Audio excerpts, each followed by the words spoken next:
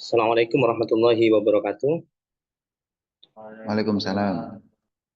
Bismillahirrahmanirrahim. Alhamdulillah wa syukurillah wa ni'matillah wa la hawla wa la quwata illa billah. Asyhadu an la ilaha illallah wa asyhadu anna Muhammadan abduhu wa rasuluhu la nabiyyah wa rasula ba'da. Yang kami hormati Rektor Universitas Muhammadiyah Jember beserta jajaran. Yang kami hormati Kepala LPPM Universitas Muhammadiyah Jember, Bapak Dr. Bagus Setia Rintiarna, STMkom. Yang kami hormati pemateri kita yang sudah hadir di ruang Zoom. Yang pertama adalah Ibu Dr. Nikmatur Rahmah, MKes. Pemateri yang kedua yaitu Bapak Dr. Mukhtar, STMT. Dan tidak lupa pula beserta segenap para Bapak Ibu dosen yang sudah hadir di ruang Zoom pagi hari ini.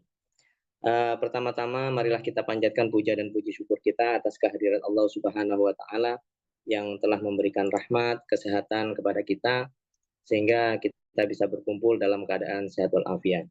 Kedua kalinya sholawat beserta salam semoga tetap tercurahkan kepada junjungan Nabi besar kita Nabi Muhammad SAW, karena berkat perjuangan beliau, para keluarga, para sahabat, kita bisa menikmati ajaran agama Islam hingga pagi hari ini.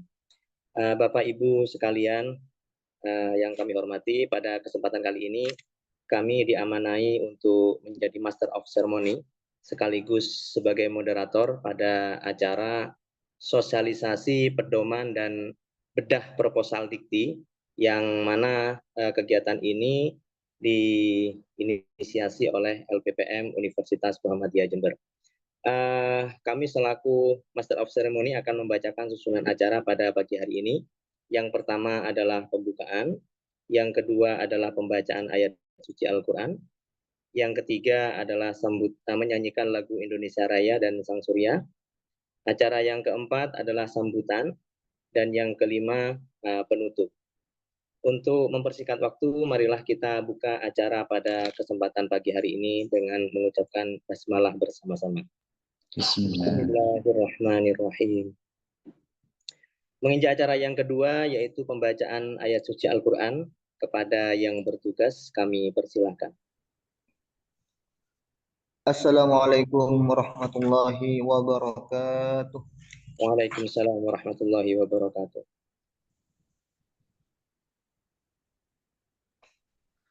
A'udzu billahi minasy syaithanir rajim.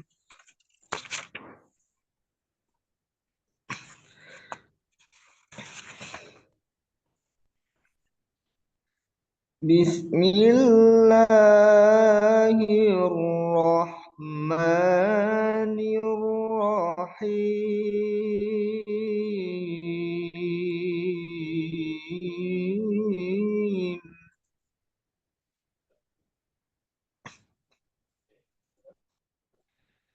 Ya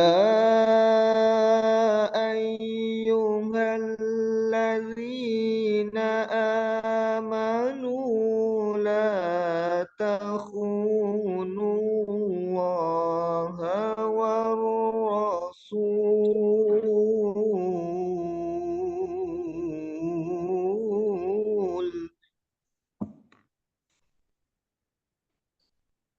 La takhunu Allaha war rasul wa takhunu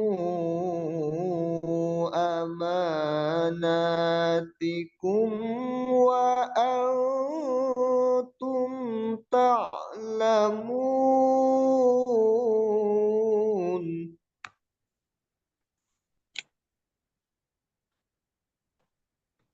Wa'lamu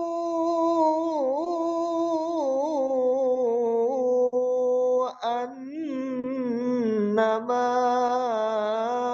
amwalukum wa auladukum fitnah wa anna Allaha indahu أجر عظيم.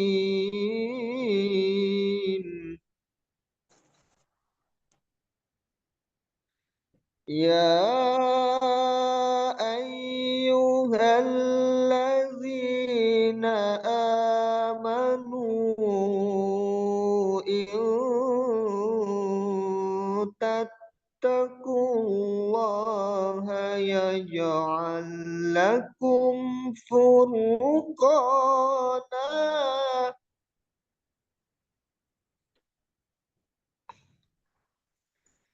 يجعل لكم فرقانا ويكفر عنكم سيئاتكم ويغفر لكم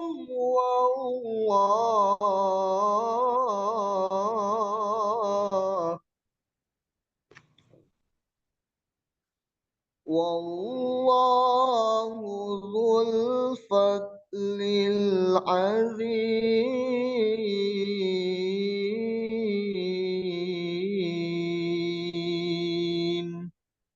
صدق الله العظيم. السلام عليكم ورحمة الله وبركاته. Waalaikumsalam Waalaikumsalam. warahmatullahi wabarakatuh. Diucapkan terima kasih kepada Ustadz Ato. Untuk acara selanjutnya menyanyikan lagu Indonesia Raya dan Sang Surya kepada Bapak Ibu dosen yang hadir di ruang Zoom untuk bersikap tegap. Kami persilakan kepada operator.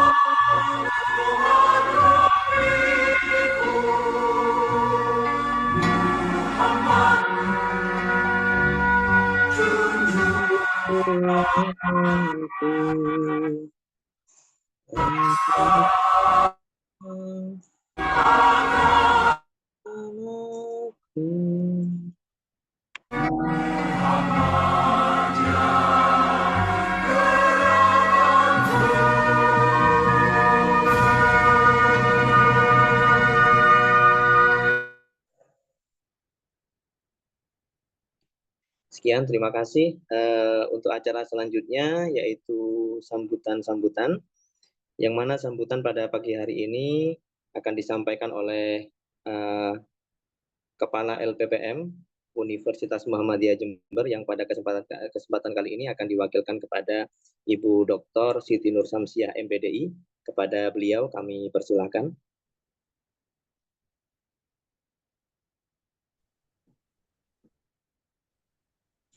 Assalamualaikum warahmatullahi wabarakatuh. Waalaikumsalam warahmatullahi wabarakatuh. Yang kami hormati Kepala LPPM, Bapak Dr. Bagus Setia Rintiarna. Yang kami hormati Ketua Bidang Penelitian dan Pengabdian, Bapak Cahya. Yang kami hormati Bapak Ibu pemateri, di sini ada Ibu Dr. Nikmatur Rahmah dan Bapak Dr. Mukhtar, serta Bapak Ibu dosen di lingkungan Universitas Muhammadiyah Jember yang kami banggakan. Alhamdulillah Rabbil Alamin, nahmadu wa nasta'in wa nastaghfiruh, wassalatu wassalamu ala asyrofil anbiya wal mursalin wa ala alihi wa sahbihi ajma'in, amma ba'du. Alhamdulillah pada pagi hari ini kita selalu bersyukur kepada Allah yang telah memberikan rahmat dan hidayahnya, sehingga pada pagi hari ini kita bisa melakukan sosialisasi dan bedah proposal oleh dua pakar yang cukup handal ini, yang sudah sering mendapatkan hibah ya dari TPM, yaitu ada Ibu Nikmatur Rahmah dan Bapak Mukhtar. Salawat dan salam kita haturkan kepada junjungan kita Nabi Muhammad SAW yang telah banyak memberikan keteladanan bagi kita semuanya dalam menjalani kehidupan sehari-hari. Baik Bapak Ibu dosen di lingkungan Universitas Muhammadiyah Jember, perlu diketahui pada saat ini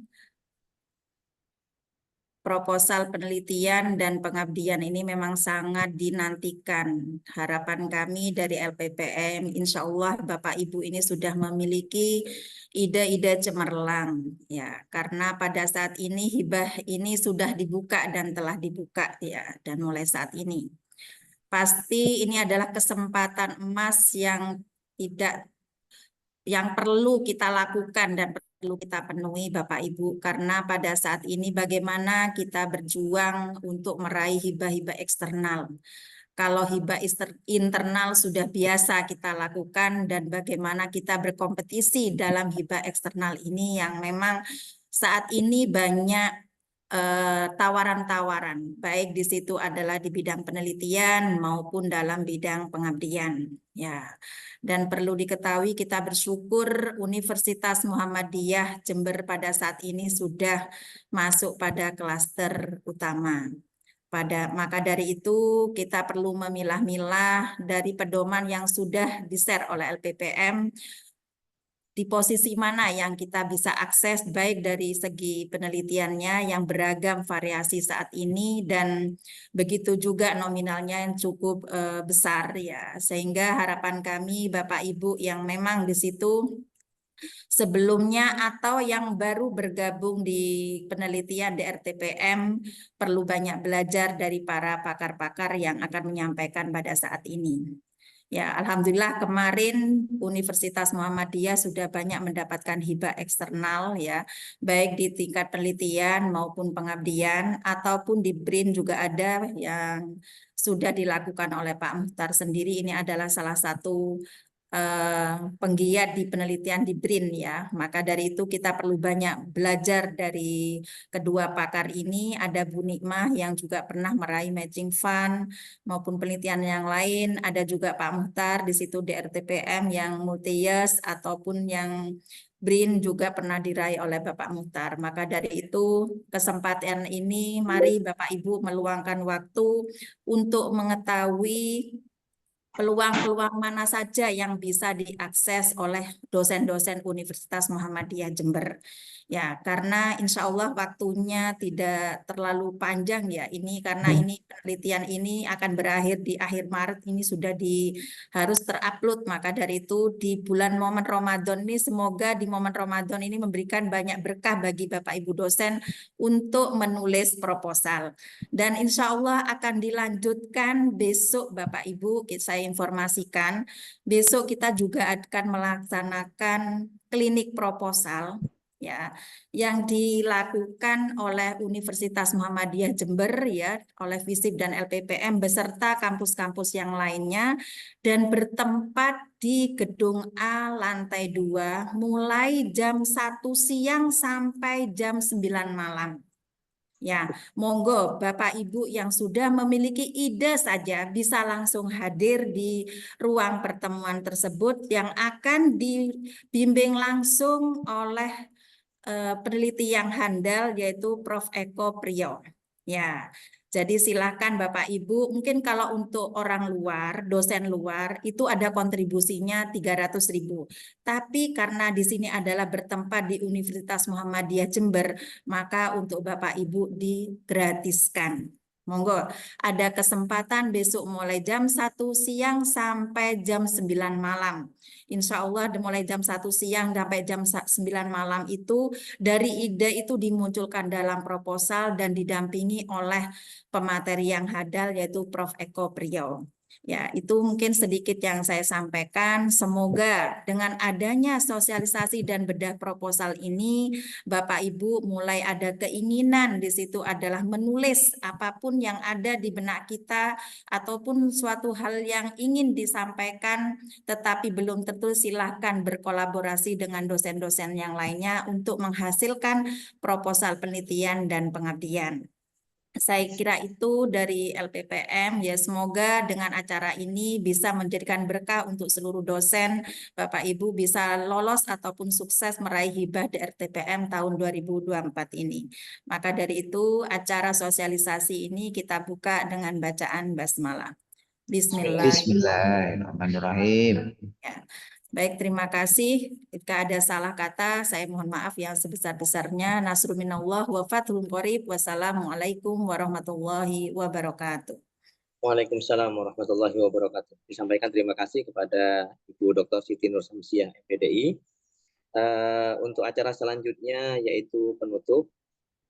Mari kita tutup acara pada pagi hari ini dengan mengucapkan hamdalah bersama-sama. Alhamdulillahirabbil alamin. Untuk acara berikutnya yaitu penyampaian materi yang mana untuk materi pertama nanti akan disampaikan oleh pemateri yang pertama yaitu Ibu Dr. Nikmatur Rahmah MKes dan nanti akan disusul dengan pemateri yang kedua yaitu Bapak Dr. Mukhtar STMT. Masing-masing pemateri nanti kita kasih waktu selama 30 menit nggih, Ibu Nikmah sama Bapak Mukhtar. Mungkin untuk mempersingkat waktu kami langsung kepada pemateri. Untuk pemateri pertama silakan Ibu Nikmatur Rahmah untuk menyampaikan materi.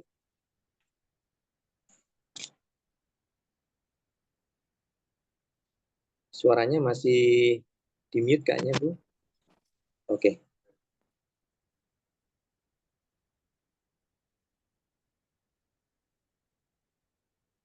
Belum ada suaranya Ibu Nikmah?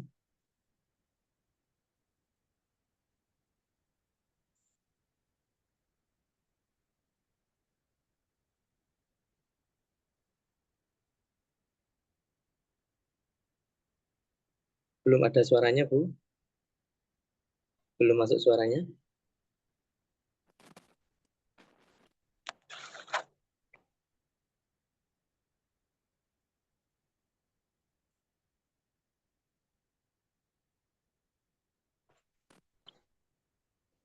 Satu. Sudah Oke. masuk, Pak? Sudah. Sampun, Bu. Monggo. Belum bisa didengar, Pak Sabi. Sampun. Sudah terdengar, Bu. Halo? Sudah terdengar, Bu. Satu. Sampun. Sampun ya, Pak. Sudah. Bismillahirrahmanirrahim. Assalamualaikum warahmatullahi wabarakatuh. Waalaikumsalam warahmatullahi wabarakatuh. Alhamdulillahirabbil alamin. Assalatu wassalamu ala asrafil anbiya wal mursalin wa ala alihi wa ashabihi ajma'in. Rabbana zidna ilman nafi'a warzuqna fahma waj'alna min ibadikas sholihin. Allahumma arinal haqqa haqqa warzuqna ittiba'a wa arinal batila batila warzuqna istinaba. Allahumma amin. Yang saya hormati Bapak Ketua LPPM yang hari ini diwakilkan oleh kepada Ibu Dr. Siti Nur Samsia dan beserta seluruh jajaran pimpinan di lingkungan LPPM Universitas Muhammadiyah Jember. Juga yang saya sangat banggakan dan saya hormati Bapak Ibu tim peneliti dan pengabdi di lingkungan Universitas Muhammadiyah Jember. Mohon izin kepada Bapak Dr. Muhtar untuk mengawali diskusi pagi ini dengan tema yang pertama, sosialisasi tentang panduan penelitian dan pengabdian masyarakat perguruan tinggi penyelenggara pendidikan akademik tahun 2024. Bapak Ibu yang saya hormati, yang akan kita sosialisasikan pada pagi ini adalah panduan yang sudah dipublikasikan oleh Kementerian Pendidikan, Kebudayaan, Riset, dan Teknologi yang Bapak Ibu bisa akses di Bima dan sudah di-share tadi pagi juga kemarin, bahkan kemarin yang lalu ya, Bapak Ibu oleh Bu Siti ini. Monggo ini isi detailnya nanti bisa dipelajari di sana. Perubahan yang mendasar pada panduan tahun 2024 ini adalah penggabungan dari dua versi yang ada di 2023, yaitu panduan pengelolaan dan panduan penelitian yang sekarang digabung menjadi satu, menjadi buku panduan penelitian dan pengabdian masyarakat 2024. Hal yang perlu kita cermati pada panduan yang baru ini ada 3 itemnya. Yang pertama adalah penggunaan Sinta Skor atau meningkatnya skor Sinta yang akan digunakan sebagai salah satu persyaratan dalam pengajuan penelitian maupun pengabdian. Sehingga kita perlu melihat skor Sinta kita berapa.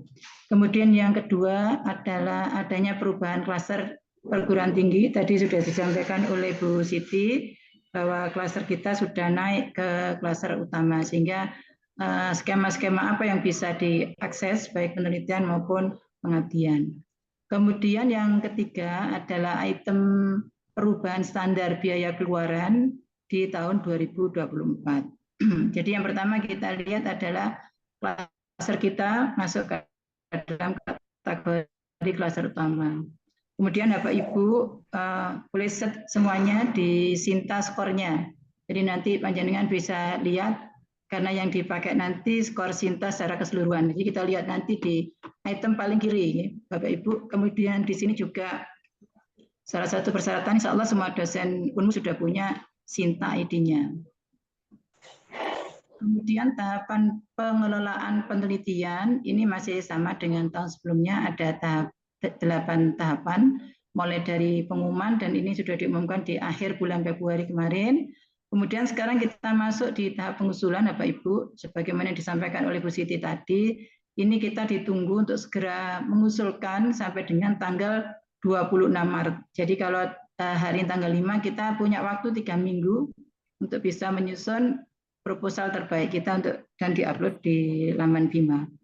Kemudian ada seleksi. Ada 2 item yang perlu diperhatikan adalah seleksi administratif, baru kemudian seleksi substansi. Ini juga sama pada tahun-tahun sebelumnya dan dilanjutkan dengan tahapan penetapan, pelaksanaan, pemantauan, pelaporan, dan penilaian luaran.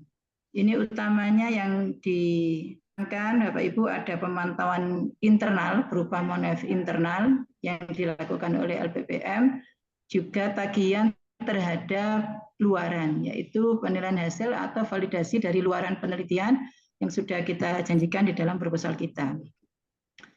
Kemudian bidang risetnya masih tetap seperti tahun sebelumnya, ada 9 bidang pangan, energi, kesehatan, transportasi, kemudian produk rekayasa keteknikan, ada pertahanan dan keamanan, kemaritiman, sosial humaniora, bidang riset lainnya. Ini masih diwadahi juga di dalam pedoman ini. Dengan 5 prioritas riset, yaitu green economy, blue economy, digital economy, tourism, kepariwisataan, dan kemandirian kesehatan. Bapak Ibu nanti bisa baca lebih detail pada panduan di halaman 29 sampai dengan halaman 30. Ini ketentuan umum yang perlu kita perhatikan. Yang pertama adalah dosen tetap perguruan tinggi di bawah Kemendikbudristek. Insya Allah kita semua sudah sah ya. Memiliki NIDN atau NIDK, memiliki ID Sinta, bukan sebagai ASN di kementerian atau lembaga lain. Nah, yang paling utama ini berstatus aktif atau tidak sedang tugas atau izin belajar. Jadi teman-teman yang baru selesai studi untuk segera bisa mengajukan pengaktifan kembali dari tugasnya, tugas atau izin belajar. Kemudian berasal dari perguruan tinggi yang tidak dalam status binaan. Ini kita statusnya sudah dari di klaster utama. Sedangkan anggota tim peneliti, dosen tetap perguruan tinggi, memiliki NIDN, NIDK, memiliki ID Sinta, sama tidak boleh sedang berstatus tugas atau izin belajar, atau cuti, atau status lainnya. Jadi harus aktif. Berasal dari perguruan tinggi yang tidak dalam status pembinaan. Jadi insya Allah teman-teman yang baru lulus itu minggu ini ya, minggu kemarin ya, Bapak Ibu yang banyak selesai itu segera mengurus, kalau memungkinkan dalam waktu 3 minggu bisa aktif, ini lebih baik. Tapi pengalaman saya kemarin, waktu untuk pengurusan itu sekitar 1 sampai 1,5 bulan. Untuk mahasiswa, ketentuannya adalah mahasiswa perguruan tinggi di Indonesia, memiliki nomor induk mahasiswa dan berstatus aktif. Sedangkan jika skema tersebut mensyaratkan adanya mitra masyarakat umum, maka persyaratannya adalah berasal dari institusi atau lembaga di Indonesia maupun di luar negeri, memiliki nomor identitas, NIK maupun paspor, dan dapat juga berperan sebagai mitra penelitian. Berikutnya adalah kuota pengusul, ini yang perlu kita perhatikan. Kuota pengusulan adalah 1 ketua dan 1 anggota. Selama tidak menjadi ketua atau anggota pada penelitian berjalan. Jadi ini yang teman-teman sudah mendapatkan murid tahun. Ini berarti jatah sebagai ketua ini diambil pada ketua atau anggota sedang penelitian yang sedang berjalan. Berarti sudah terhitung itu. Kuota pendanaannya adalah 1 ketua atau 1 anggota atau keduanya sebagai anggota. Khusus untuk penelitian pasca sarjana dapat mengusulkan maksimal 5 usulan baik sebagai ketua anggota, namun nanti yang didanai hanya 2 usulan terbaiknya saja, baik sebagai ketua atau 1 ketua dan 1 anggota atau keduanya sebagai anggota. Ini untuk penelitian pasca sarjana. Sedangkan berkaitan dengan tanggungan, mungkin teman-teman yang kemarin sudah mendapatkan dana penelitian dari DRTPM, ketua peneliti yang memiliki tanggungan luaran wajib, luaran wajib maksudnya sesuai dengan skemanya masing-masing, misalnya artikel, lebih dari 1, maka tidak dapat mengajukan usulan baru. Jadi kalau tanggungan wajibnya itu lebih dari 1, 2 itu tidak bisa mengusulkan usulan baru, dan atau tidak dapat melanjutkan penelitian multitahun di tahun berikutnya. Ketua peneliti wajib melunasi tanggungan luaran penelitiannya. Artinya kalau di sini melihat tanggungan, jika tanggungannya 1 masih diizinkan untuk mengusulkan. Kemudian kewajiban perguruan tinggi, ini saya rasa teman-teman sudah biasa ya terkait dengan apa yang sudah dilakukan LPBN terhadap kita semuanya sebagai peneliti maupun pengabdi, yaitu melakukan pemantauan dan evaluasi internal serta menyediakan dana pengelolaan penelitian di luar dana penelitian yang diberikan oleh DRTPM untuk membiayai manajemen penelitian, peningkatan kapasitas peneliti, insentif publikasi ilmiah atau insentif kekayaan intelektual yang tidak termasuk dalam dana yang dianggarkan oleh DRTPM. Dan tadi sudah disampaikan oleh Bu Siti bahwa besok kita sudah ada kegiatan klinik proposal. Ini masuk bagian salah satu peningkatan kapasitas peneliti. Sedangkan ketentuan lainnya yang perlu kita perhatikan adalah pertanggungjawaban dana penelitian harus mengacu pada ketentuan Satuan Biaya Keluaran (SBK) dan Satuan Biaya Masukan tahun anggaran yang berlaku yang ditetapkan oleh Menteri Keuangan. Berarti ini kita harus ikut yang 2024. Ketua peneliti wajib bertindak sebagai penulis korespondensi. Berarti kalau bukan penulis pertama, tapi dia harus penulis korespondensi dalam semua luaran penelitian yang berupa publikasi ilmiah. Khusus penelitian pasca sarjana, mahasiswa anggota peneliti wajib menjadi penulis pertama dalam semua luaran penelitian yang berupa publikasi ilmiah. Berarti nanti ketua penelitinya dalam hal ini adalah dosen menjadi penulis korespondensi. Peneliti wajib mencantumkan nama Direktorat Riset Teknologi dan Pengabdian kepada Masyarakat sebagai pemberi pendanaan beserta tahun pendanaannya.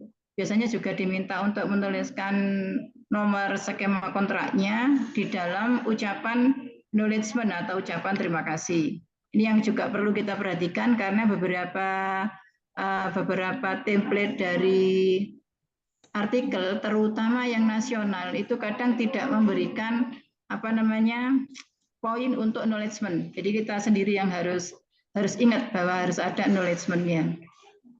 Tapi kalau internasional sepanjang pengalaman saya selalu ada poin itu selalu diingatkan.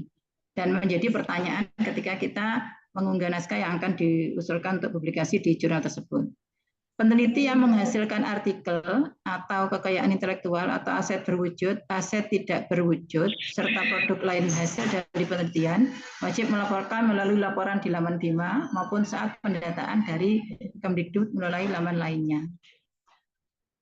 Sanksi yang perlu kita perhatikan di sini, apabila penelitian dihentikan sebelum waktunya akibat adanya kelalaian peneliti atau terbukti memperoleh pendanaan ganda atau mengusulkan kembali penelitian yang telah didanai sebelumnya, maka ketua peneliti tersebut tidak diperkenankan mengusulkan penelitian dengan sumber pendanaan dari DRTPM selama 2 tahun berturut-turut dan diwajibkan mengembalikan dana yang telah diterima ke kas negara. Insya Allah kita di sini tidak sampai ke sana ya, mudah-mudahan tidak terjadi karena sudah ada telaah dari LPBM. Ini yang paling utama juga mengenai perubahan standar biaya keluaran 2024. Yang semula kita menggunakan PMK nomor 151 tahun 2022. Itu standar biaya luaran penelitian, ini berdasarkan skemanya. Ada laporan riset pembinaan atau kapasitas, ada laporan riset dasar, dengan macam-macam skema dan bidang-bidang fokusnya. Ternyata kita pada PMK yang kita gunakan pada tahun ini, PMK nomor 113 tahun 2023, SBK Riset dan Inovasi mengatur besaran maksimum dana penelitian berdasarkan jenis luaran yang dihasilkan. Jadi yang dilihat ini adalah jenis luaran yang dihasilkan. Bapak Ibu nanti bisa mengakses, ini sudah saya kasih linknya atau bisa langsung. Untuk luaran yang berupa kekayaan intelektual hasil riset dan inovasi, itu dana maksimalnya adalah 700 juta. Luaran berupa purwarupa hasil riset dan inovasi 500 juta. Luaran berupa model itu 250 juta. Luaran berupa publikasi bereputasi global itu 150 juta, luaran berupa publikasi bereputasi nasional itu 60 juta, dan naskah kebijakan aktual strategis adalah 50 juta. Jadi kita diharapkan bisa memperhatikan luaran-luaran yang akan kita capai dengan anggaran pagunya sesuai dengan PMK 2023. Jadi ini cukup besar teman-teman. Ini berupa model 250 terutama untuk bidang sosial humaniora. Ini peluang banget gitu ya. Ini pengertian dari luaran. Artikel di jurnal bereputasi nasional adalah karya ilmiah berupa artikel yang dipublikasikan di jurnal yang sudah terakreditasi Sinta 1 sampai dengan 6. Sedangkan jurnal bereputasi internasional adalah artikel yang dipublikasikan di jurnal yang terindeks oleh pemeringkat internasional, Web of Science atau Scopus, atau memiliki peringkat Sinta 1.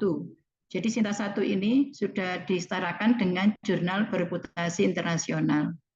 Sedangkan model untuk didaftarkan KI-nya yang relevan dengan penelitian itu diartikan sebagai model atau konsep atau sistem yang berupa program komputer atau inovasi sosial tertentu yang didaftarkan kekayaan intelektualnya dalam bentuk hak cipta.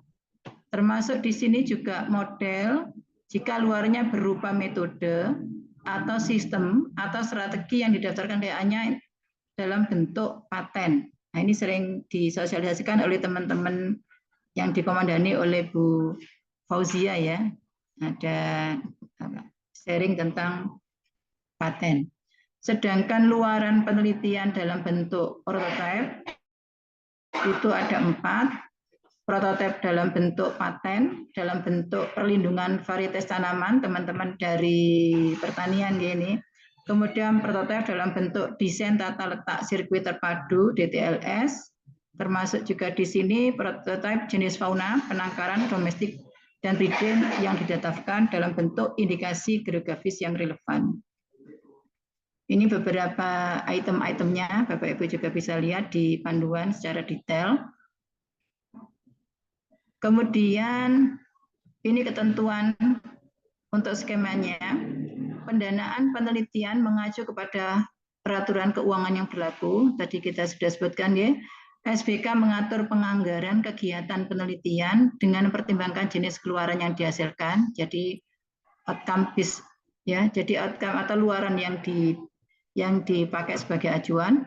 SBK riset merupakan batas maksimal biaya yang dapat disetujui untuk mencapai target luaran wajib. Justifikasi RAB dibuat berdasarkan kebutuhan penelitian sesuai dengan luaran penelitian. Rincian RAB memuat komponen belanja bahan, pengumpulan data, analisis data, sewa peralatan, pelaporan, dan luaran wajib. Khusus untuk penelitian dasar, diperbolehkan untuk menggunakan komponen biaya luaran wajib sebagai biaya publikasi 10% dari pendanaan maksimal setiap skema. Ini Bapak Ibu perlu kita perhatikan. Kalau misalnya skemanya adalah 150 juta, maaf, kalau luaran yang kita targetkan itu udah maksimalnya adalah 150 juta, maka untuk biaya publikasinya maksimalnya adalah 10%, berarti 15 juta. Ini kita juga harus cari beberapa jurnal yang memang APC-nya maksimalnya 15 juta, jangan di atas itu. Larangan-larangan yang perlu kita perhatikan atau yang tidak diizinkan, yang pertama adalah honorarium tim peneliti, pembelian tanah atau lahan, pembelian kendaraan operasional, pembangunan laboratorium, gedung, kantor, pembelian alat seperti mesin, peralatan laboratorium, peralatan lain yang berpotensi menjadi aset, pembelian atau pengadaan alat komunikasi termasuk pulsa, paket internet, jaminan dan pinjaman kepada pihak lain, hibah atau bantuan berbentuk uang tunai kepada pihak lain atau masyarakat, penggunaan lainnya yang tidak relevan dengan pencapaian target luaran penelitian. Ini alurnya, saya rasa ini tidak. Nah, ini ringkasannya Bapak Ibu.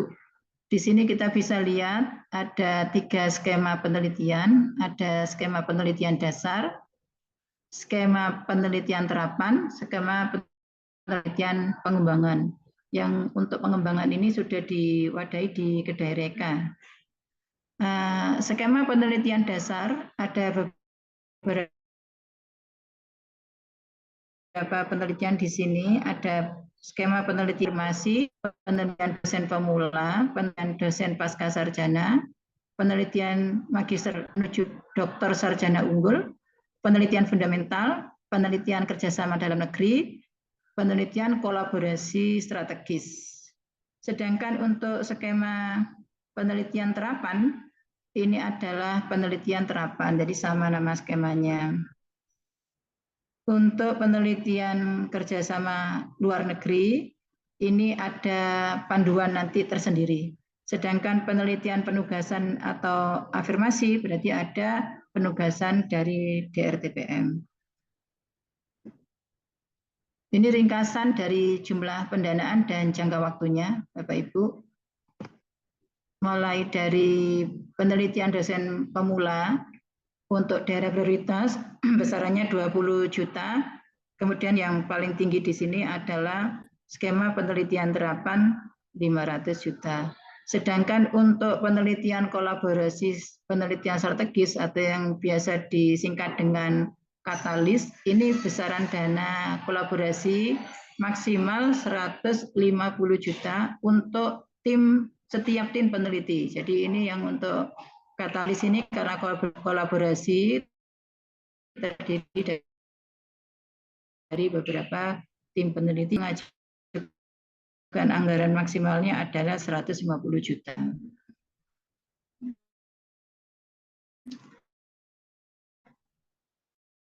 Nah, Bapak Ibu, ini klaster. Ini saya kasih kode merah sehingga tidak perlu kita diskusikan ya, karena kita tidak bisa masuk ke penelitian dosen pemula, karena di sini klasternya adalah klaster madya, pratama, dan binaan. Untuk yang utama tidak diizinkan mengusulkan skema PDP. Berikutnya adalah ini bisa kita akses penelitian tesis magister karena kita punya program studi magister ya. Luarannya berupa satu artikel di jurnal Sinta 1 sampai dengan 4 atau satu artikel di jurnal bereputasi internasional. Dengan jangka waktu 1 tahun, besaran pendanaannya adalah 35 juta. Persyaratan pengusulnya, nah ini kita sudah bisa dengan latar belakang pendidikan minimal doktor dengan Sinta skor overallnya minimal 300 untuk bidang saintek atau 100 untuk bidang sosum dan seni, di mana anggotanya terdiri atas dosen pembimbing, dan dosen pembimbing pembantu jika ada, 1 mahasiswa magister full time dan melampirkan surat keterangan dari institusinya. Untuk penelitian disertasi doktor PDD, karena kita belum punya prodi S3, ini kita lewati. Kemudian penelitian magister menuju sarjana unggul, PMDSU, ini kita juga lewati, karena ketua pengusulnya itu merupakan penugasan oleh Direktorat Sumber Daya. Nah, ini kita bisa mengakses Bapak Ibu penelitian fundamental, di mana persyaratan pengusulnya adalah lektor. Jadi ini yang tidak dipersyaratkan dari aspek pendidikan, tapi dari jabatan fungsional dengan Sinta skor overallnya minimal 300 untuk bidang saintek atau 100 untuk bidang sosum dan seni. Insya Allah ini banyak sekali dosen-dosen yang bisa mengakses di sini, di mana salah satu anggota berasal dari perguruan tinggi yang sama, dan yang paling penting adalah memenuhi persyaratan sebagai ketua tim. Jadi kalau ketua timnya dipersyaratkan Sinta skornya 300, otomatis salah satu anggota juga harus ada yang 300 atau 100 untuk bidang sosum. Luarannya adalah 1 artikel di jurnal bereputasi internasional monotahun dengan besaran pendanaan 150 juta. Kemudian untuk penelitian kerjasama dalam negeri, persyaratan ini kita tidak bisa mengakses, maaf, karena klasternya berasal dari klaster madya dan pratama. kita lewati. Nah, ini kita bisa mengakses untuk penelitian terapan dengan persyaratan pengusul ini lebih tinggi dari yang penelitian fundamental, yaitu lektor dengan SINTA skor overall minimal 500 untuk bidang saintek dan 100 untuk bidang SUM. Kalau dilihat di sini, Bapak Ibu, ternyata untuk persyaratan, kita kembali ke fundamental tadi ya, untuk yang bidang sosum ini tetap 100, tapi yang bidang saintek ini dinaikkan. Ini. Saya tidak tahu ini alasannya kenapa ini kok dinaikkan untuk bidang saintek. Di mana anggota pengusulnya minimal 2 orang. Salah satu anggota berasal dari perguruan tinggi yang sama dan memenuhi persyaratan sebagai ketua tim. Jadi harus sama-sama 500 untuk bidang saintek dan sama-sama 100 untuk bidang sosial, humaniora, dan seni. Luarannya adalah satu model atau satu perwarupa dari hasil penelitian untuk didaftarkan ke KKN awalnya. Dengan jangka waktu 1 tahun, besaran pendanaannya adalah maksimal 500 juta. Ini tadi penelitian katalis. Ada penelitian ini diusulkan oleh konsorsium, Bapak Ibu. Ada nanti panduannya tersendiri. Jadi kalau kita berminat di sini, sejak hari ini mungkin nanti bisa setelah ide ketemu kita bisa membentuk sebuah konsorsium penelitian terdiri dari 3 sampai 4 peneliti dari PT yang berbeda. Jadi kita satu di tempat kita sebagai koordinator atau ketua timnya, nanti kita membangun tim-tim yang lain dari perguruan tinggi yang berbeda.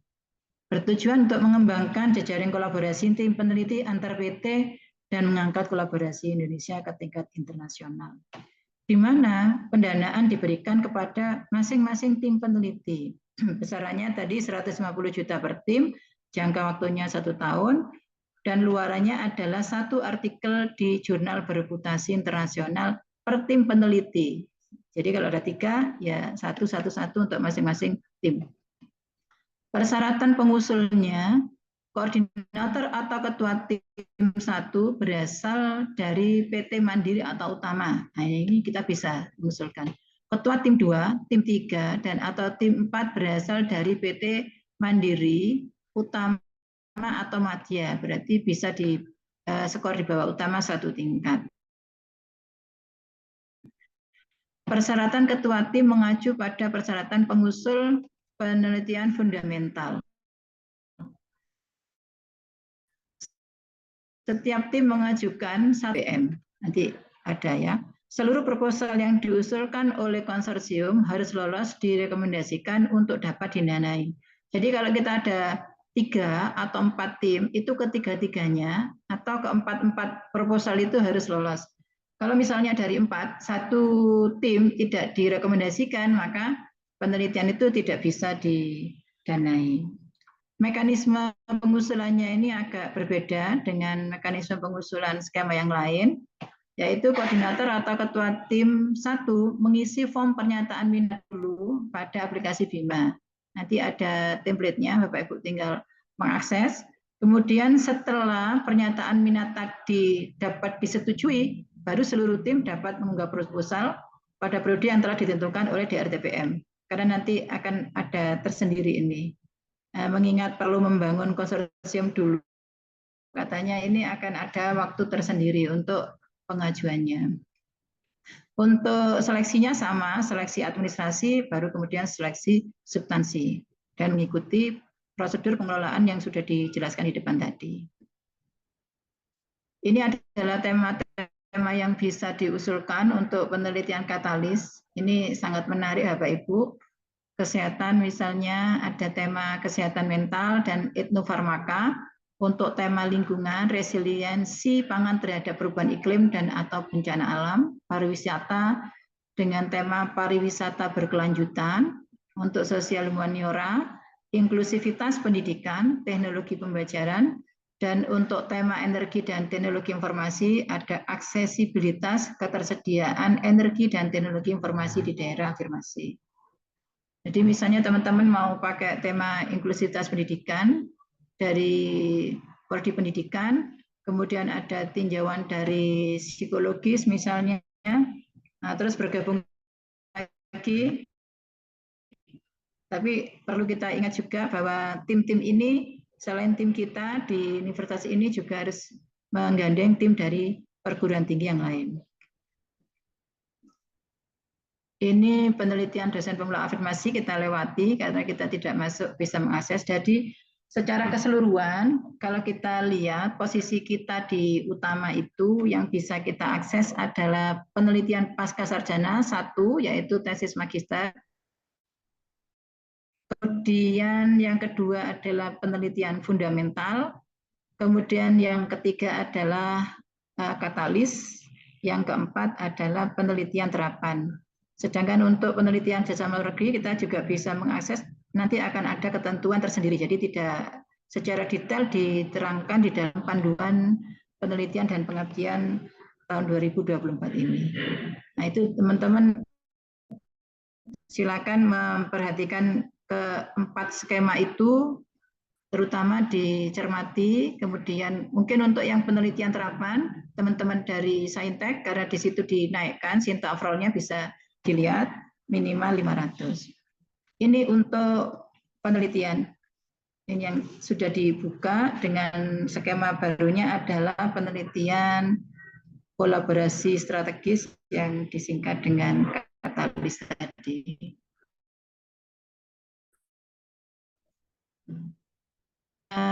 Untuk template-nya masih sama dengan tahun sebelumnya, yang paling simpel, paling sederhana, sehingga di sini yang perlu kita perhatikan itu adalah bahwa setiap item itu ada batasan, misalnya judul maksimal 20 kata, kemudian di sini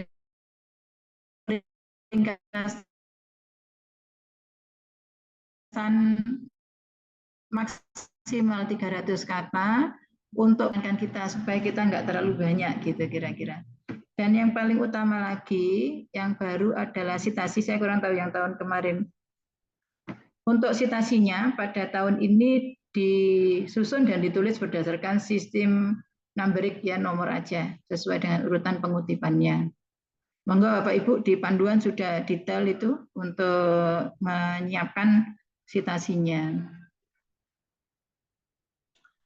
Untuk penelitian lanjutan, tadi sudah disinggung di depan, ada 2 opsi penyesuaian Bapak Ibu. Peneliti yang bersedia melakukan penyesuaian dana dan luaran dapat mengajukan proposal baru dengan judul yang sama. Berarti nanti akan mengikuti mekanisme seleksi dengan judul yang sama dengan tahun sebelumnya, asal ada penyesuaian dana dan luaran. Jika kita tidak bersedia melakukan penyesuaian dana dan luaran, maka peneliti dapat mengajukan proposal baru dengan judul dan substansi yang berbeda, tentunya mengikuti mekanisme seleksi dengan mekanisme yang baru.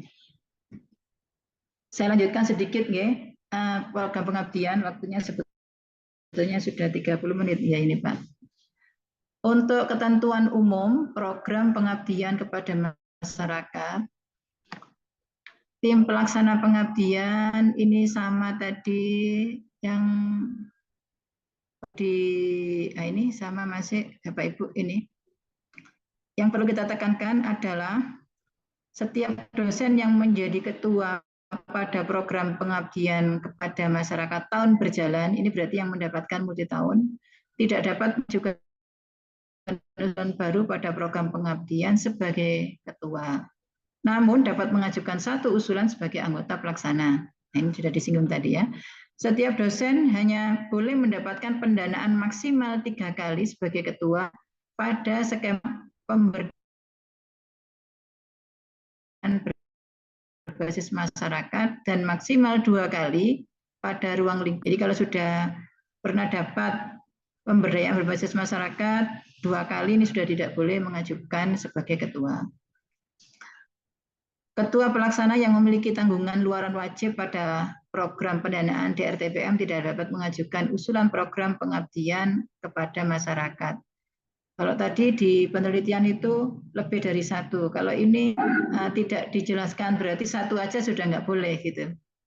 Anggaran yang diinvestasikan untuk teknologi dan inovasi minimal 50% dari total anggaran yang diajukan, termasuk pada belanja terkait instalasi teknologi dan inovasi. Kemudian yang lain-lain ini adalah sama Bapak Ibu dengan tahun kemarin. Nah, cuma ini yang perlu kita tekankan, poin yang terakhir ini, program pengabdian pada masyarakat yang mendukung MBKM dalam kegiatan pembelajaran kepada masyarakat, mahasiswa, dengan catatan pelaksanaannya menyesuaikan buku panduan MBKM sesuai dengan skema-skemanya.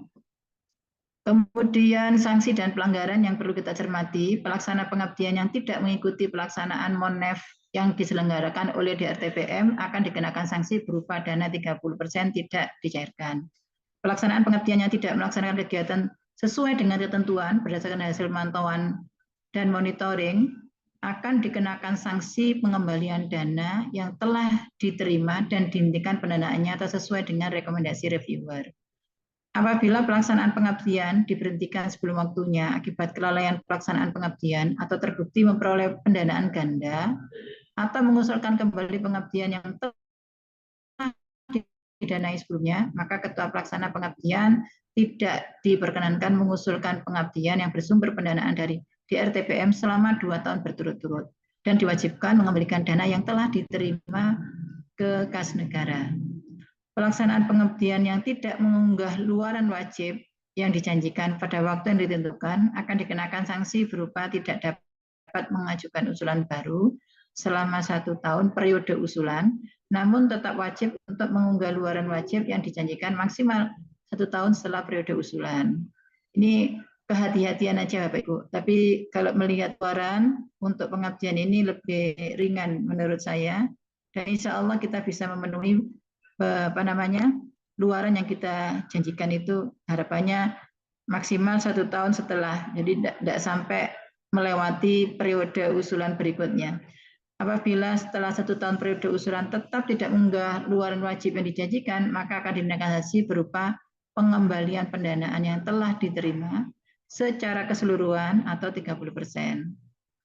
Pelaksana pengabdi yang hasil penilaian ketercapaian luaran dinyatakan tidak valid diwajibkan untuk memenuhi luaran wajib sampai dinyatakan valid. Apabila setelah 1 tahun periode usulan tetap dinyatakan tidak valid, maka akan dikenakan sanksi berupa tidak dapat mengajukan usulan selama 2 tahun atau selama status luaran dinyatakan tidak valid. Ini persyaratan untuk program pengabdian kepada masyarakat. Tadi sudah ada di ketentuan umum Bapak Ibu.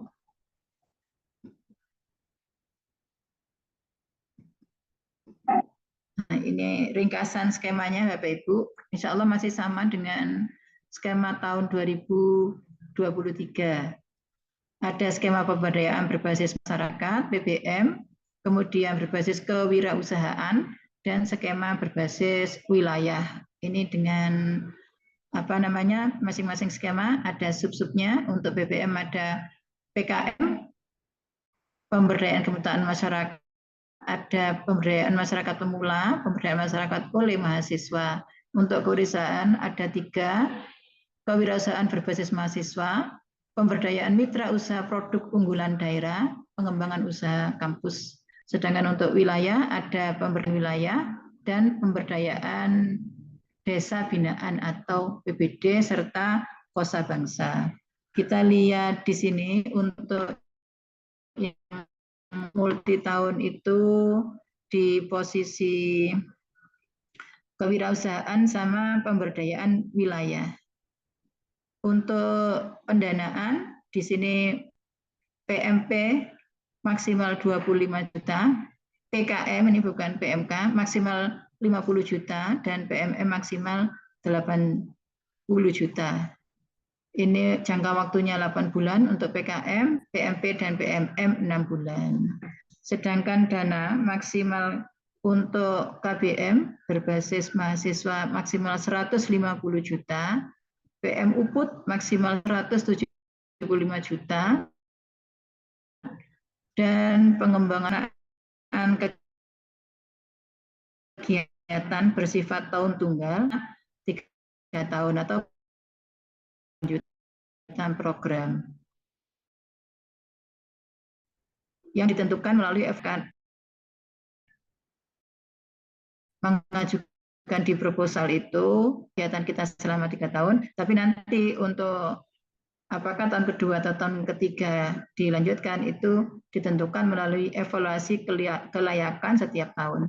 Sedangkan untuk skema berbasis wilayah itu dana maksimalnya adalah 200 juta, untuk bina desa maksimal 150 juta, dan kosa bangsa maksimal 300 juta. Ini juga sama, pelaksanaan bersifat tahun tunggal dengan pengajuan kegiatan proposal selama 3 tahun. Keberlanjutan untuk tahun berikutnya ditentukan melalui evaluasi kelayakan di setiap tahunnya. Ini alhamdulillah Bapak Ibu, kalau lihat di skema ini berdasarkan klaster kita bisa mengajukan untuk semua skema dengan ketentuan tadi. Maksimal 2 nanti ya, sebagai ketua atau ketua dan anggota, atau sebagai ketua anggota dua-duanya. Bapak Ibu, ini terlalu kecil. Yang perlu kita tekankan di sini adalah apa ini ya, bentar. Ini sudah tadi resumenya ya, angka-angkanya sudah. Nah, perubahan-perubahan aja Bapak Ibu yang perlu kita perhatikan. Untuk PBM, pemberdayaan berbasis masyarakat, ini perubahannya adalah 80 juta dari 75 juta tahun sebelumnya, dengan luarannya kalau kemarin tidak terindeks Sinta, kalau tahun ini wajib terindeks Sinta. Ini jenengan bisa mempelajari di panduannya. Kemudian untuk skema pemberdayaan berbasis wilayah, perubahannya adalah peningkatan level pemberdayaan mitra yang dijabarkan ada kuantitatif dan kualitatif.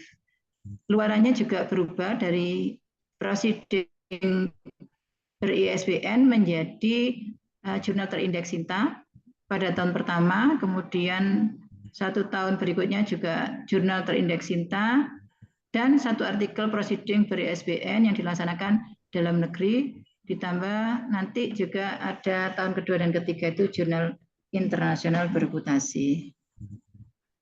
Kemudian perubahan lagi, nah ini untuk penggunaan anggaran, ini ada perubahan di tahun 2024 untuk komponen biaya honorarium yang asalnya maksimal 15%, ini turun menjadi 10%. Untuk biaya teknologi inovasi yang asalnya 40% naik menjadi 50%. Untuk biaya pelatihan dari 25% turun menjadi maksimalnya 20%. Sedangkan biaya perjalanan dan lainnya sama, tetap masing-masing adalah 15 dan 5%. Ini perubahannya Bapak Ibu. Ada penjelasan bahwa untuk tahun 2024 ini komponen biaya upah dan jasa dialokasikan hanya untuk pembantu teknis atau asisten pelaksana atau pembantu lapangan. Honorarium penunjang pelaksanaan pengabdian kepada masyarakat tidak diberikan untuk pengolah data atau surveyor dan biaya pengujian.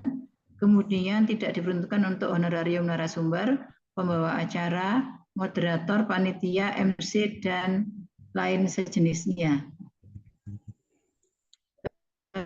Kemudian perubahannya lagi, nah ini yang tadi dari 40 menjadi 50%. Bapak Ibu bisa membaca detailnya di panduannya, termasuk perubahan-perubahan dari 25 menjadi 20% untuk biaya pelatihan.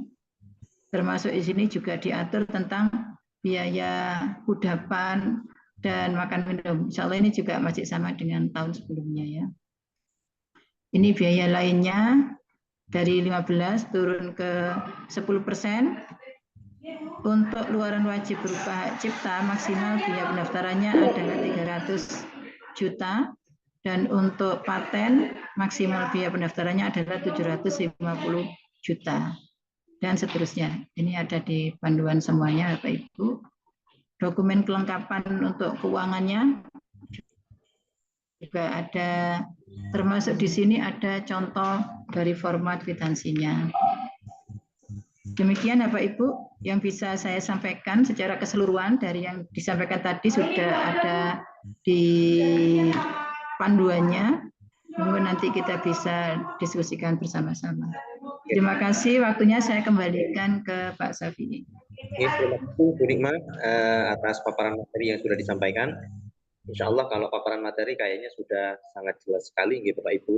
Untuk lebih jelasnya nanti ada buku pedoman juga, dan itu juga bisa sama-sama kita pelajari.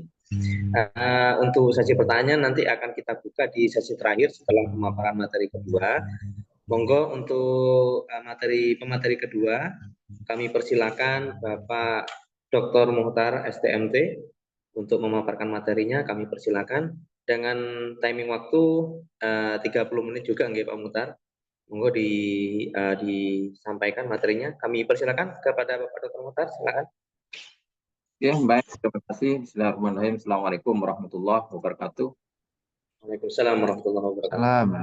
Bismillahirrahmanirrahim.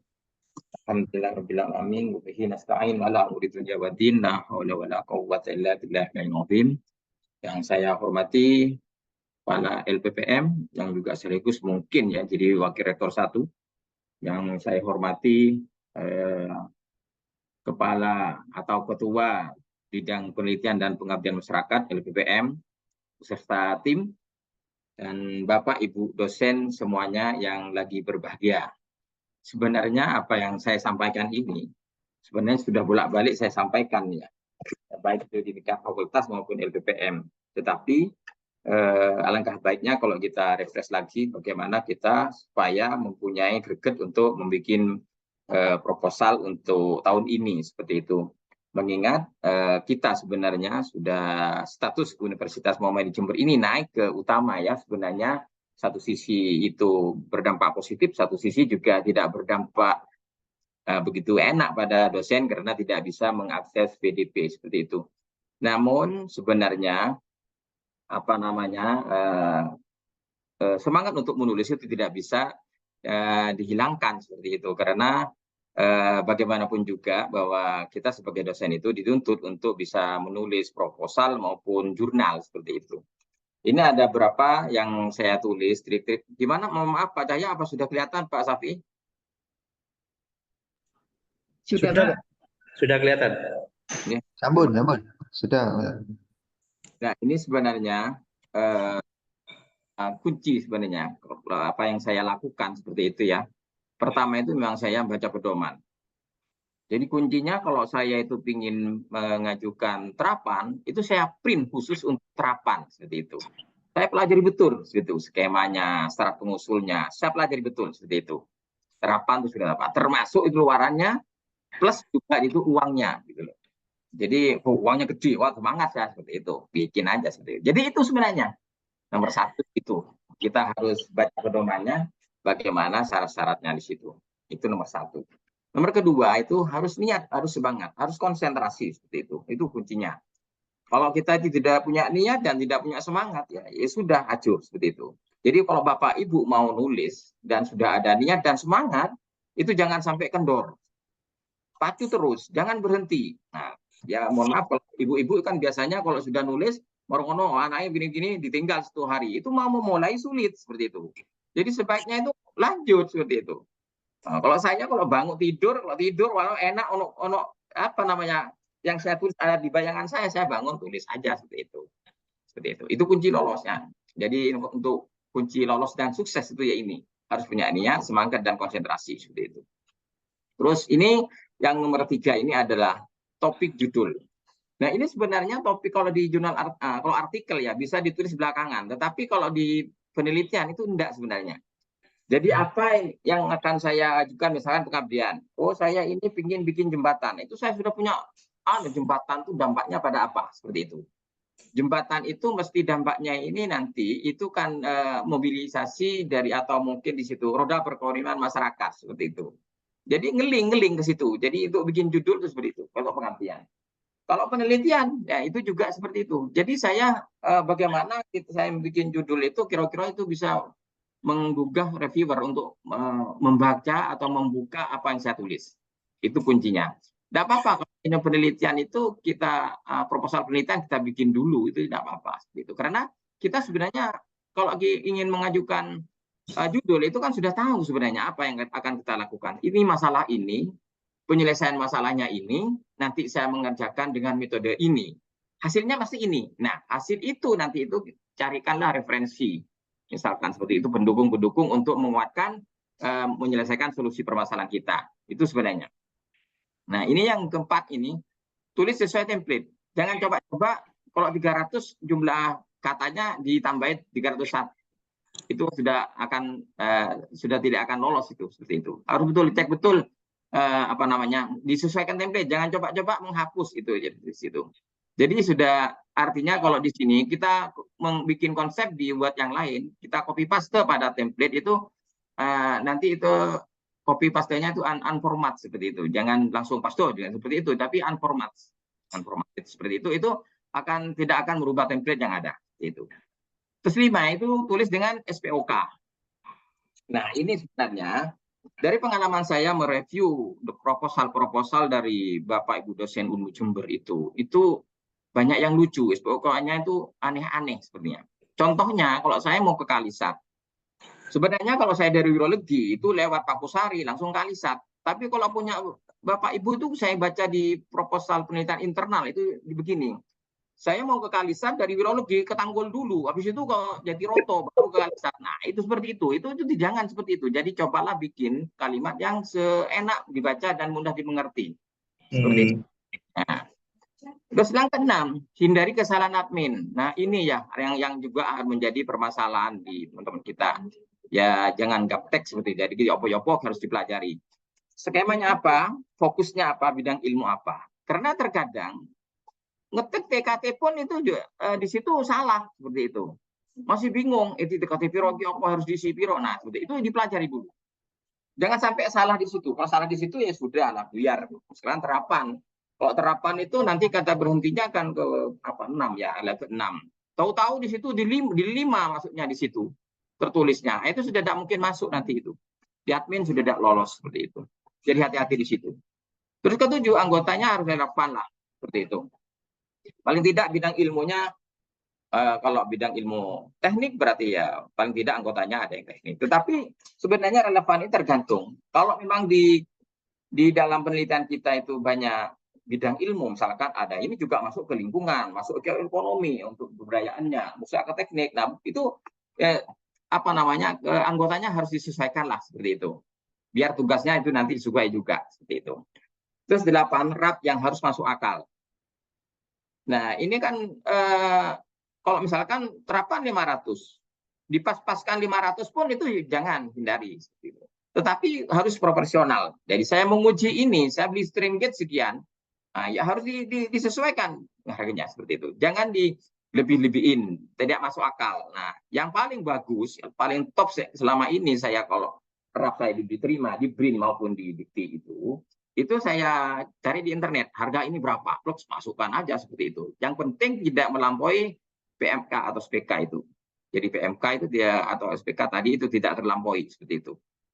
Nah, yang 9 itu referensi, itu harus 5 tahun terakhir. Dari jurnal internasional, spesial referensi data jurnal kita sendiri seperti itu.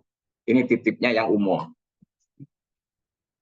Sekarang itu sudah disampaikan oleh Dr. Hikmat tadi, itu kontennya kan sekarang ini. Judul, ringkasan, kata kunci, pendahuluan, metode, jadwal penelitian, dan daftar pustaka. Nah, di pendahuluan ini sebenarnya masuk di kajian pustaka ada di sini. Masuk di certificate itu, masuk di situ, masuk di ini sekarang. Gitu. Kalau RAP-nya itu dikonsep dulu di luar pakai Excel, baru nanti ketik di Bima. Nah, bagaimana kita membuat judul, tapi bikin judul itu jangan sampai keluar dari konteks ini ya, seperti yang disampaikan oleh Dr. Hikmat tadi, ada bidang fokus dan ada prioritas ini. Misalkan energi dan green economy, jangan sampai keluar dari ini. Kalau dari ini nanti tidak akan masuk. Dan sebenarnya kalau kita salah nulis itu, nanti di Bima akan dicegat juga. Ada bidang yang kita cari kalau tidak masuk di dalam ini yang disampaikan oleh Dr. Hikmat ini. Jadi ini judulnya harus seperti ini.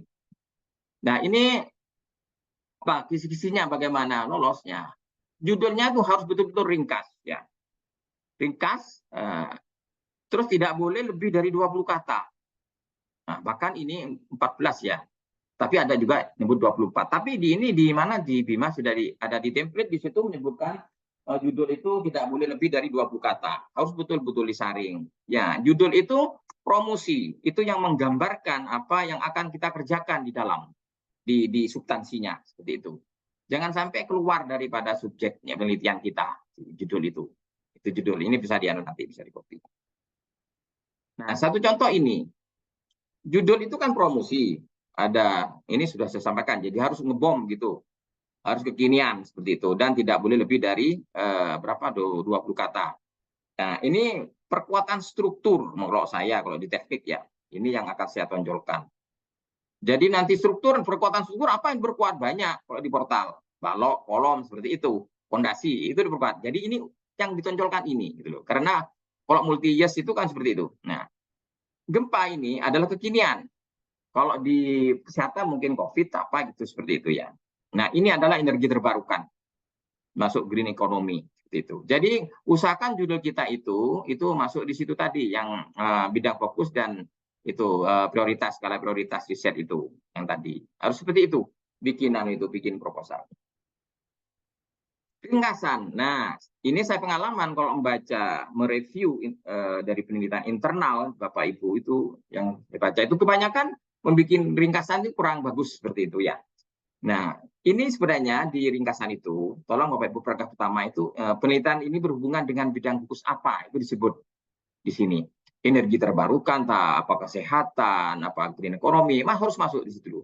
Di situ harus mendukung program pemerintah itu. Itu paling tidaklah paragraf 1 lah. Itu kan dibatasi ya, 300 kata ini. Terus ada metode atau tahapan apa yang kita teliti, apa yang kita analisis seperti itu harus masuk. Habis itu ada penelitian, tujuan penelitiannya. Jadi penelitiannya apa seperti itu. Kalau hanya satu monotahun ya tujuan penelitian apa seperti itu. Tujuan penelitian ini ada 2 sebenarnya. Ada tujuan penelitian yang umum, ada yang khusus. Umum itu menyangkut aspek-aspek topik-topik fokus bidang fokus tadi. Yang berapa? Yang 5 itu. Nah, tetapi yang khusus itu apa yang akan kita kerjakan, yang akan kita teliti nanti. Nah, kalau saya misalkan ini nanti uji gempa, nah itu khusus namanya. Jadi yang umum berarti yang membantu program-program pemerintah yang ada di atas dari 5 bidang fokus itu. Gitu. Sebutkan urgensinya dan manfaatnya. Apa sih manfaatnya? Bisa mendukung program pemerintah ini seperti itu harus ada. Nah, yang paragraf terakhir 5 dan 6 bisa digabung, itu luaran penelitian. Itu kalau sekarang itu kan sudah kalau terapan itu ya prototip ya atau rupa ya, itu disebut saja seperti itu. Nah, tetapi sekarang ini itu tidak menyebut luaran tambahan.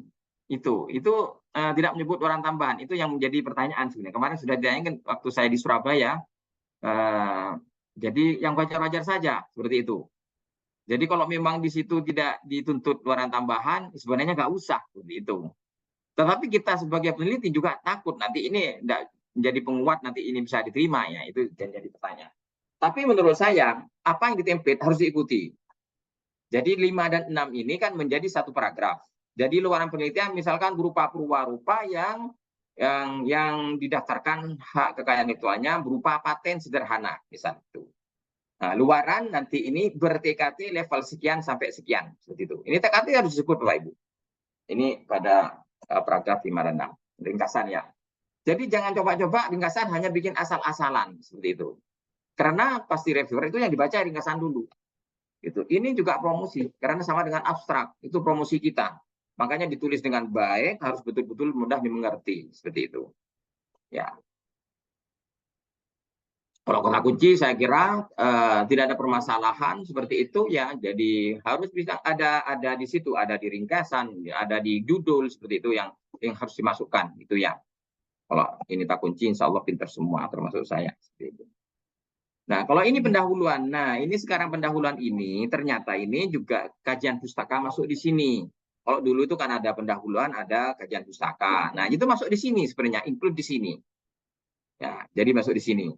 Jadi nanti di pendahuluan itu, ini catatannya, mengingat jumlah kata terbatas, tulis pustaka yang dipakai saja.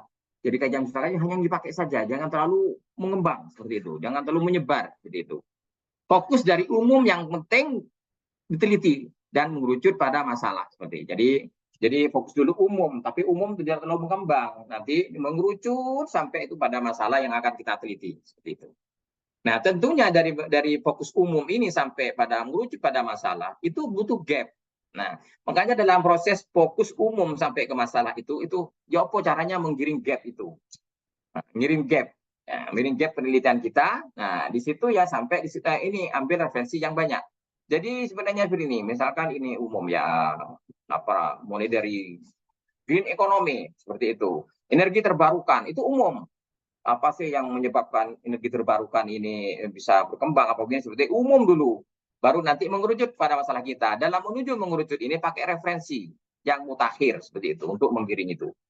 Yang diutamakan adalah artikel kita sendiri karena di situ sangat menentukan 20-30%. Kalau kita rekam jejak ada itu berarti kita sudah menang 30% seperti itu.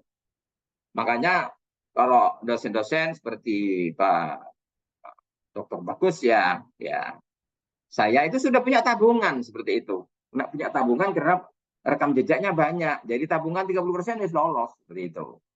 Makanya oleh sekarang itu sintaksi dinaikkan, rekam jejaknya itu harus pakai linier seperti itu sudah tabungan buat kita.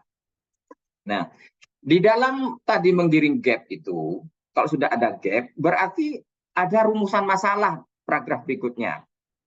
Pada rumusan masalah itu di situ sebenarnya ada yang umum, ada yang khusus tadi. Ya. Dari tujuan kan tadi ada tujuan khusus, ada yang umum dan khususnya. Jadi di khusus itu nanti ya apa pemecahan masalahnya.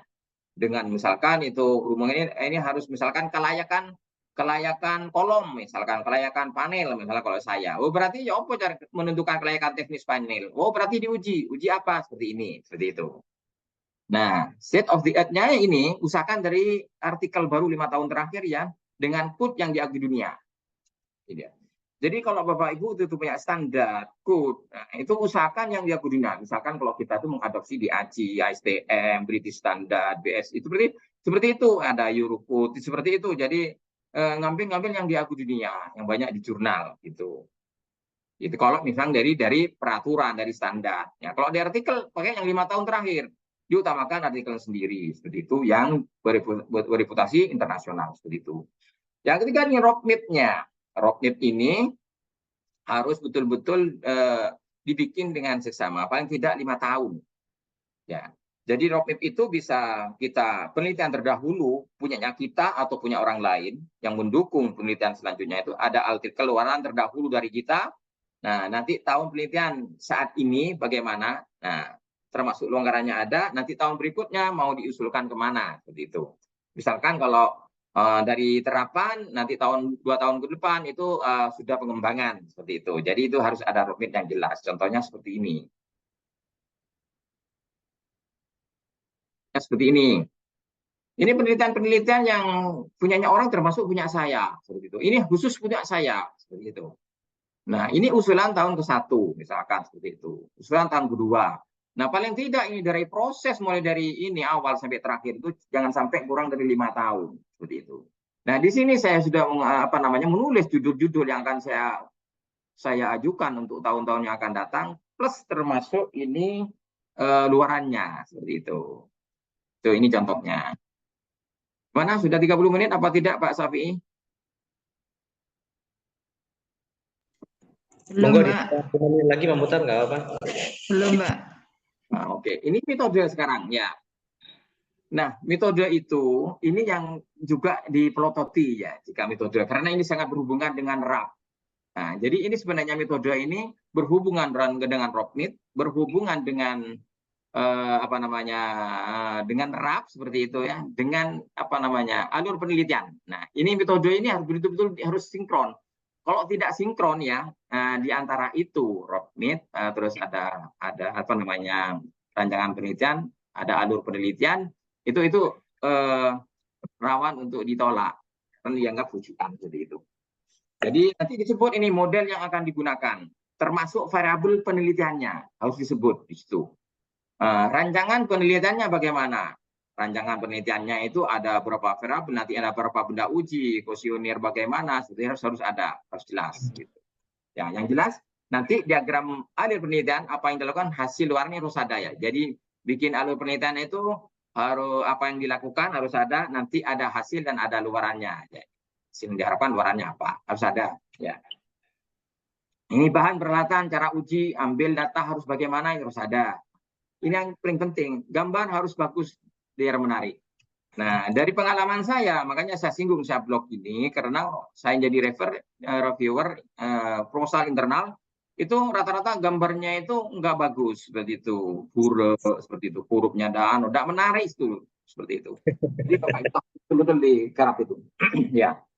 Tugas peneliti harus ada. Jadi ketua penelitian nggak tugasnya opo, nanti anggotanya apa, mahasiswa ini terlibat bagaimana, ya, harus ada. Jangan sampai ada nanti coret ini ya.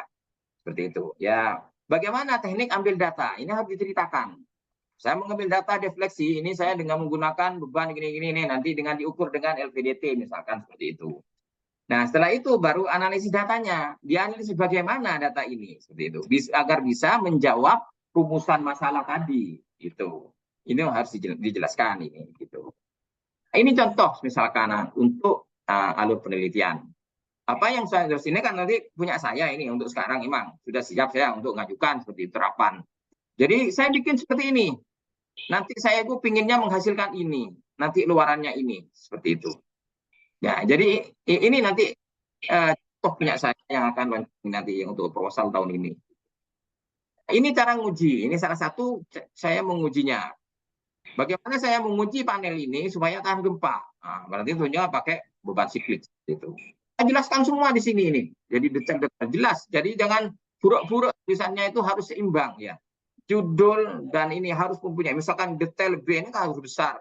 Masa ini yang sekunder besar juga kan tidak mungkin. Jadi harus apa namanya ya? Harus punya roh seperti itu. Jadi gambar yang kita sajikan jangan buta, harus punya roh jadi seperti itu.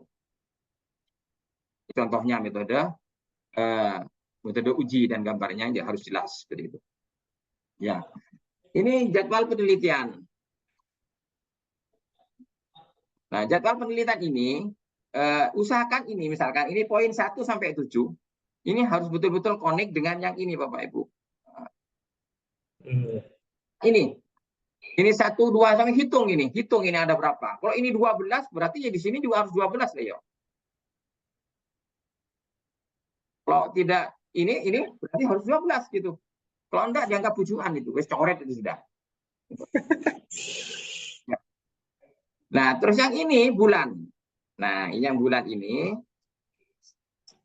di sini ini jangan sampai juga tidak wajar. Jadi harus ada tingkat kewajarannya. Satu contoh, analisis data dan pembahasan. Nah, itu. Ini belum menguji sudah analisis data. Nah, itu namanya tidak wajar. Atau mungkin analisis data mulai dari segini sampai segini terlalu lama. Itu tidak wajar. Jadi, usahakan bagaimana supaya wajar seperti itu ya. Jadi, yang ini tadi ya, jumlahnya harus sama dengan diagram alir. Ini tadi. Nah, dan masuk akal jumlah bulannya dengan panduan program. Harus sinkron. Jadi, profesional dalam menentukan jumlah bulan dan satu kegiatan. Misalnya persiapan dibikin 5 bulan kan tidak masuk akal seperti itu. Tidak bagus tuh ya. Jadi nanti langsung coret itu ya. Terus ini daftar pustaka. Nah, Bapak ini apa namanya? Ini kan sekarang sistemnya harus nomor urut. Nomor urut itu seperti ini. 1 2 seperti itu. Nanti di dalam artikel dalam proposal kita di dalam itu seperti ini. Seperti itu. Usahakan ini ngeling Bapak Ibu. Ini nanti kalau saya klik akan nanti langsung muncul jurnalnya aslinya di web jurnalnya seperti itu. Dan juga ini kalau kita klik ini nanti nomor 61 diklik akan keluar nanti di daftar pustaka seperti itu. Jadi usahakan seperti itu. Bisa pakai Mendeley juga bisa ini. Jika pakai ini kan sudah nomor urut seperti itu Bapak Ibu ya. Itu sebenarnya itu aja sebenarnya. Apa namanya? Biar proposal itu kita bisa ditulis dengan pelan-pelan, diulang-ulang seperti itu. Soalnya kan ada kuncinya ya. Itu kita menulis katanya kita itu mengerti. Saya menulis ini saya mengerti, tetapi dibaca orang lain belum tentu bisa mengerti. Itu kuncinya. Makanya Bapak Ibu, setelah menulis proposal, misalkan ringkasan saja itu langsung di print lempar ke istrinya atau anaknya, nyo bocono. Nah, itu nanti akan punya saya seperti itu. Coba tanya ke keluarga saya. Jadi nanti itu yang salah dicoret seperti itu. Ini apa anunya ya seperti itu. Seperti itu. Nah, jadi kita itu menulis, kita mengerti, tapi orang lain belum tentu mengerti. Makanya itu dilempar ke orang lain untuk saling baca. Seperti itu. Itu kontrolnya. Oke, terima kasih banyak Bapak Ibu. Monggo diskusi. Terima kasih. Semoga apa yang saya sampaikan bermanfaat. Assalamualaikum warahmatullahi wabarakatuh. Waalaikumsalam warahmatullahi wabarakatuh. Terima kasih Bapak Dr. Mukhtar STMT. Penyajiannya cepat, lugas, tapi insya Allah bisa dipahami Pak. Kayaknya untuk materi dari pemateri pertama dan pemateri kedua ini wajib di-share nanti. Itu nggih Pak Cahya nggih. Untuk sesi berikutnya Bapak Ibu sekalian, monggo kita buka sesi tanya jawab. Untuk sesi tanya jawab ini karena sudah waktunya jam 10.20, mungkin kita cukupkan sampai jam 10.30 untuk sesi tanya jawab. Monggo, untuk sesi tanya jawab kita buka 2 penanya dulu dan nanti langsung bisa ditanggapi oleh pemateri. Kami persilakan Bapak Ibu, mungkin ada pertanyaan, ada diskusi, silakan. Saya Pak, izin bertanya. Monggo, silakan Bu. Oke. Assalamualaikum warahmatullahi wabarakatuh. Waalaikumsalam. Suara saya terdengar ya Pak? Nggih, terdengar jelas sekali Bu. Agak putus-putus di sini. Saya Bu Azza dari Fikes Unmu Jember. Fikes Unmu Jember. Oke. Pertanyaan saya untuk Pak Muhtar. Pak, saya agak kesulitan ya di bidang kesehatan itu kalau misalnya kami tidak bertim dengan prodi yang lain untuk menghasilkan produk paten, Pak. Karena kan kalau di kesehatan itu kita fokus, kalau di keperawatan ya kesehatan kami kan di keperawatan itu lebih ke arah perubahan perilaku atau merubah perilaku, arahnya kan ke sana. Tetapi kami dituntut juga untuk bisa menghasilkan produk paten kan begitu. Selama ini yang kita hasilkan hanya HKI modul dan lain sebagainya. Mungkin Pak Muhtar bisa punya ide atau apa Pak, mungkin bisa dibantu.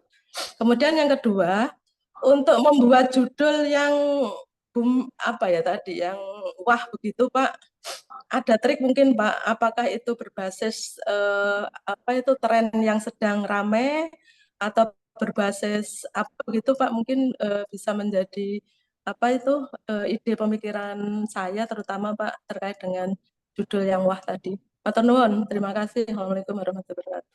Waalaikumsalam warahmatullahi wabarakatuh. Mungkin langsung bisa ditanggapi Pak Muhtar. Baik, terima kasih. Di paten itu kan sebenarnya ada 2 Bu. Ada paten sederhana.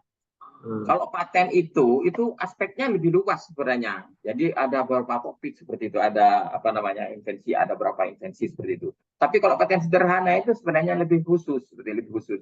Misalkan contoh begini, pondasi beton atau tulang bambu itu umum, itu bisa menyangkut ke paten karena nanti itu penemuannya akan banyak sebenarnya itu. Tapi kalau nanti itu ke paten sederhana itu khusus nanti. Jadi pondasi beton atau tulang bambu yang mempunyai tulangan berbentuk segini. Nah, itu paten sederhana. Nah, sama juga itu kalau kita di kesehatan ya.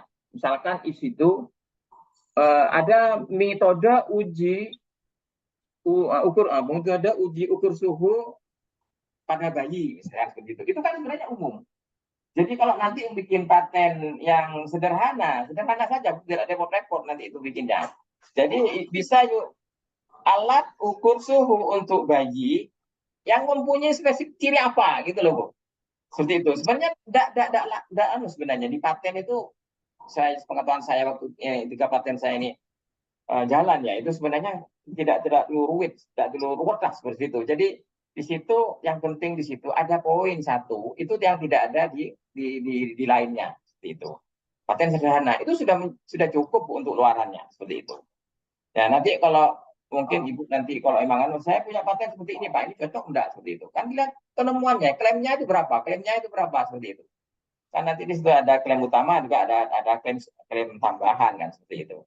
Jadi harus punya paten sederhana aja, enggak usah repot-repot nanti kalau paten itu lah kampret itu lama lagi itu. Seperti itu. Dan terus yang kedua itu judul ya Ibu ya. Judul, Pak. Judul itu kan sebenarnya yang bikin ngebom itu mesti kan gini. Itu ada energi terbarukan misalkan itu. Nah, itu pengurangan emisi karbon. Itu ngebom sebenarnya. Emisi karbon. Kalau kesehatan itu COVID ya, menanggulangi penyebaran virus apa itu sebenarnya ngebom itu sudah satu seperti itu. Tetapi di situ itu langsung ada judulnya ditambahin dengan lebih spesifik biar kontennya juga nanti enak seperti itu. Kalau itu sudah ada bayangan sebenarnya tulis saja seperti itu. Nanti kita diskusi di kampus dari Bapak Ibu semua patennya maupun judul sebenarnya kalau ada. Saya punya judul seperti ini Pak Muhtar yang dilakukan itu ini seperti itu. Kita diskusi insya Allah. Saya kan sekarang di Pak Prodi ini, saya sekarang di Prodi, saya siap untuk bisa diskusi seperti itu. Insya Allah bisa lah Bu, ini ngebom ini bisa cocok seperti itu. Termasuk nanti peringkasan judul biar tidak terlalu panjang seperti itu. Tapi mengena substansinya. Gitu. Saya siap nanti mungkin Bu sampai Bu Asa ya. Siap Pak, saya konsol ya Pak. Enggak, Bu, saya di sipil kok ini. Ini saya ada di kampus di Prodi ini. Dari pejabat. Ya. Oke, monggo Bu. Atur suwun. Ya, gimana Bu Asa? Ada tanggapan mungkin? Cukup Pak. Cukup nggih? Nanti bisa konsultasi secara pribadi nggih Pak Muhtar nggih? Atau bisa juga nanti bersama Prof. Eko Priyo juga Bu. Yang kedua mungkin silakan. Ya, Pak. Pak, tapi ya, Pak, harus berkolaborasi dengan tim lain, prodi lain apa betul ya Pak? Penelitian yang baik itu Pak. Kalau yang tadi disampaikan Pak Muhtar terkait dengan produk yang dihasilkan. Apa yang ada substansi yang kita teliti itu kan bisa dilihat Bu, beberapa aspek. Itu misalkan saya menyangkut jembatan. Nah, di situ itu ada orang transportasi, juga ada orang lingkungan, seperti itu, ada juga orang manajemen untuk mengaturnya itu. Itu bisa anggota itu kita dari 3 bidang ilmu itu. Bisa. Jadi sebenarnya lebih baik memang ya multidisiplin, karena memang diarahkan multidisiplin. Tetapi sekarang kan sudah punya syarat itu. Kalau misalkan terapan, Bu Asa, itu kan di situ sekarang terapan paling tidak ada yang seperti kita ya, bidang ilmunya sama. Itu yang ya. Jadi misalkan saya ini ngajukan terapan. Jadi saya harus ada juga jadi orang teknik mempunyai syarat sama dengan saya seperti itu. Nah, tetapi lebih bagus nanti itu Bu. Yang penting satu saja sudah ada yang anggota kita sesuai dengan kita seperti itu. Lainnya itu Bu sangat tergantung pada substansi yang akan kita teliti. Kalau ada di situ ada aspek manajemennya, ambil seperti Bu Nurul orang manajemen seperti itu. Kalau ada di situ ada aspek digitalnya itu ya bisa ambil orang TI seperti itu. Mana lebih bagus itu Bu? Insya Allah lebih anu lagi untuk diterima seperti itu. Nggih Pak, siap matur nuwun. Nggih. Sampun nggih Bu Asa untuk pertanyaan pertama nggih. Sampun. Nggih. Monggo mungkin ada pertanyaan kedua, Bapak Ibu silakan.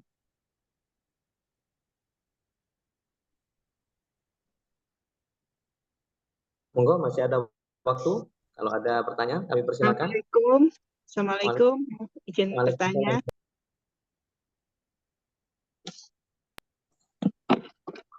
Halo. Nggih, monggo Bu. Ya, saya Irawati dari Fakultas Teknik. Pak Muhtar, ini berhubungan dengan masalah luaran tambahan. Sekarang kan sudah nggak ada itu, isian mengenai luaran tambahan. Apakah sebaiknya itu memang kita tidak masukkan karena mungkin di dalamnya itu berhubungan dengan pembuatan rapnya itu, atau memang harus kita hilangkan seperti itu? Bagaimana Pak Muhtar?